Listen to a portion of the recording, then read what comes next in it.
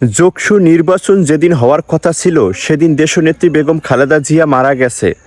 শিবিরের ভিপি প্রার্থী সেদিন বলেছেন যে নিশ্চিত বিজয় ঠেকাতে খালেদা জিয়ার মৃত্যুর নাটক করেছে। ওরা মনে করেছে দেশনেত্রী বেগম খালেদা জিয়া আরও 1 মাস আগে মারা গেছে, তাই যোগসু নির্বাচন ঠেকাতে দিন মৃত্যুর নাটক সাজিয়েছে বিএনপি।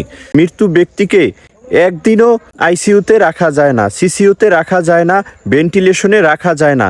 আমার কথা না, ডাক্তারের কথা। এবং এনায়েতুল্লাহ আব্বাসী হুজুরের মুখেই শুনুন এনায়েতুল্লাহ আব্বাসী কি বলে।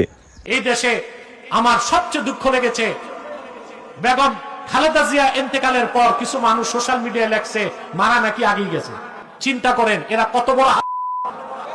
মেডিকেল সায়েন্স অনুযায়ী একটা মানুষের হার্ট বন্ধ হইলে 1 ঘন্টাও তাকে লাইফ সাপোর্ট দিয়ে রাখা যায় না।